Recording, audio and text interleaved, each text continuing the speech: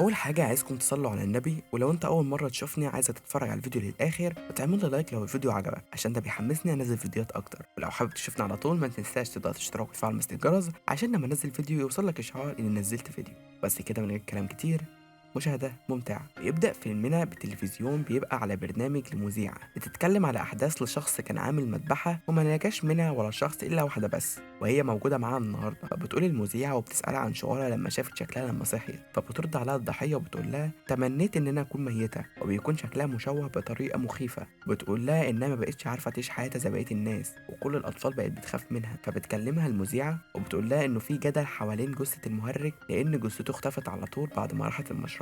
فبتقول لها الضحية إنه مفيش حاجة من ديت لأنها شافته وهو بيموت وبيضرب النار على نفسه. فجأة التلفزيون بيتكسر وبيكون في حد متعصب جدا، وبنلاقي شخص بيلبس القناع بتاعه بيحضر نفسه بالأسلحة اللي معاه. وبعد ما بيخلص اللقاء اللي كان مع الضحية بتسأل على خطيبها وبتقول له إنها كانت خايفة جدا منها، وفعلا اللي الناس بتقولوا عليها حقيقي. وبتحس بحاجة غريبة في شماعة الهدوم اللي بتكون وراها، فبتلاقي الضحية اللي كانت قاعدة معاها مسكتها وحاطة صوابعها في عينيها لحد ما بتموتها. بتفضل تضحك عليها بطريقة مخيفة جدا. وبنرجع سنة لورا مع اتنين صحاب اسمهم تارا ودون، واللي بتبقى دون في حالة سكر، وتارا بتقول لها انها توصلها لبيتها علشان مش هينفع تسوق العربية في الحالة اللي هي فيها دي. وسط كلامهم بيظهر مهرج بيبقى شكله غريب وشايل كيس زبالة، فبتخاف منه تارا، بس دون بتفضل تتريق عليه وبتقول له انها عايزة رقمه. فجأة بيختفي المهرج من قدامهم، فبيخشوا عشان ياكلوا في مطعم، وبيلاقي المهرج ده دخل وقعد معاهم، وبيبدأوا يقلقوا منه لانه بيبقى قاعد وعينه ما بتنزلش من عليهم. فبتروح دون لليه وبتكلمه بس مش بيرد عليها، فبتقعد على رجله وبتفضل تاخد صور معاه وبتسخر منه. فبيروح للي واقف على الكاشير وبيسأله لو هياكل حاجة، فمش بيرد عليه، فبيسيبه وبيروح يكمل شغله. فبيقوم رايح ناحية مكنة الألعاب وبيطلع منها خاتم وبيروح عشان يلبسه لتارا، وبتفضل تضحك دون عليه. فبيجي جون بيطلعه من المحل بكيس الزبالة بتاعه، بيخلصوا أكل وبيروحوا على عربيته. فبيقولوا إن كاوتش العربية باظ وكمان مش معاهم إطار احتياطي. فتارا بتتصل على أختها فيكي اللي بتكون بتذاكر ومش فاضية، بس لما بتلاقي إن صاحبتها جابت واحد معاها في الشقة اللي هي قاعدة فيها هما الاتنين، بتقول لها خلاص ابعتيلي العنوان لحد ما هما يخلصوا. وبيتكلموا في العربية وبتقول لها دون إن المهرج احتمال هو اللي يكون بوظ إطار العربية ده، خصوصا إنه شافهم قبل ما يدخلوا المطعم.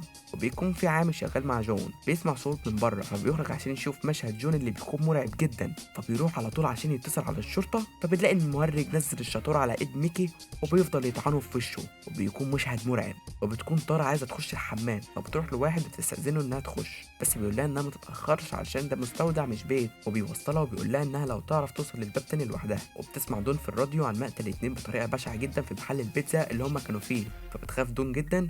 وقبل ما تتصل على حد بتلاقي المهرج قاعد جنبيها، فبتصرخ بس محدش بيسمعها. وتارا بتنسى الطريق اللي جت منه علشان تشوف واحدة بيكون شكلها غريب، وبتسألها لو هي اللي كانت هتأجر جديد، وماسكة دمية بتعاملها ولا كأنها بنتها. فبتهرب تارا منها علشان تلاقي المهرج اللي بيكون ماسك مشط وغرقان في دمه. فبتصرخ تارا وبتجري منه بس بيعرف يوقعها وبيطعنها في رجليها. بتحاول تارا تهرب من الباب بس بتلاقيه مقفول، فبتستخبى تارا منه وبيقوم المهرج وبيدور عليها. وبتسمع فيكي في الراديو ان في مهرج في نفس المنطقه اللي فيها اختها، وبتشوف تارا وهي بتستنجد بمايك بس بيكون لابس السماعات ومش سامعها، وبيقوم واخدها المهرج وحقنها بمخدر. وبتصحى وبتلاقي نفسها مربوطه في كرسي، وبتشوف المهرج وعمال يمسك في اسلحه وبيخوفها، وبيكون كاشف عن الستاره اللي بيكون وراها صاحبتها تون وهي عريانه وميته. فبتصرخ تارا وبتحاول تفك نفسها، فبيقوم المهرج واخد المنشار وقاسم دون نصين. فبتقهر تارا وبتعرف تكسر ايد الكرسي، وبتفك نفسها وبتضرب المهرج وبتهرب. ولما المهرج بيروح لها بتعرف تضربه وتطعنه كمان، فبيعمل نفسه تعبان علشان يقوم ضاربها بالمسدس، وبيضرب طلقتين، واحده في رجليها والتانيه في بطنها.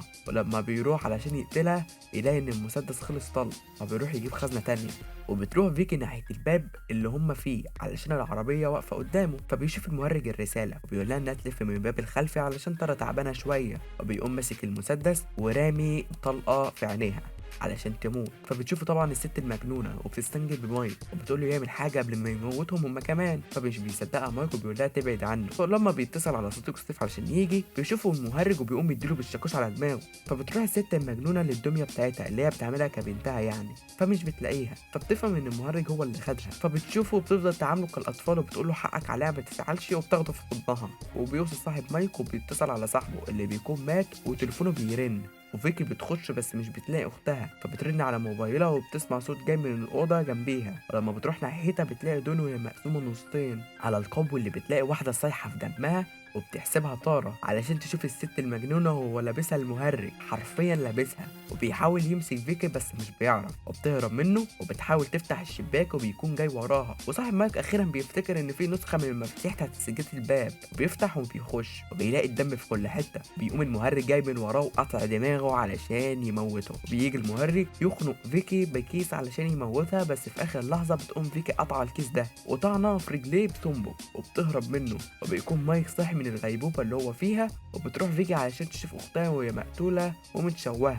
هو بيجي المهرج وبيفضل يضرب في فيكي بسلسلة، فبيقوم مايك جاي ومديله على دماغه، وبيتصل على الشرطة وبيحكي لهم على اللي حصل، وبيقول لهم ان في غرفة طوارئ هيخش فيها لحد ما يجوا، ولما بيخشوا يدوروا على المفتاح بيلاقي المهرج ده وبيديله بالانبوبة على دماغه وبيموته. فبتحاول فيكي تهرب وبتكسر قفل البوابة، فبيقوم المهرج رايح خابطها بالعربية وبينزل ياكل في وشها بطريقة مخيفة ومرعبة، فبيخش الشرطة عليه وبيقولوا له انه يسلم نفسه، بس بيقوم المهرج مطلع مسدس وضرب على دماغه. وفي المشرحة بيفتح الدكتور كيس جثة مايك وبيلاقي شكله متلخبط، وبيقولوا انه اول مرة يشوف حد مات بالشكل الفظيع ده، وبيروح يفتح على جثة المهرج، فبتقوم الكهرباء رعشة وبيظهر المهرج وبيفضل يخنق في الدكتور لحد ما بيموته. وبعد كده بتشوف فيكي وهي خارجة من المستشفى بعد عمليات كتيرة، وبنعرف ان هي اللي خرجت من المذبحة وهي الناجية الوحيدة، ودي البنت بقى اللي ما كانتش عارفة تعيش وسط الناس وانها تبقى نسخة من المهرج ده. وبعد كده بيخلص الفيلم على كده. لو عايزين الجزء التاني ما تنساش تكتبوا تحت في الكومنت، ولو حابب تشوفني على طول ما تنساش تعمل اشتراك في القناه، طب لايك للفيديو واشفع على الجرس علشان يوصل لك كل جديد انا انزله على القناه اول باول. وكمان لو حابب تكلمني روح على الانستجرام هتلاقيه في صندوق الديسكريبشن وفي اول كومنت، فبكون هناك على طول ومتفاعل، فمستنيك هناك. وبس كده، اشوفك بخير الفيديو الجاي، مع السلامه.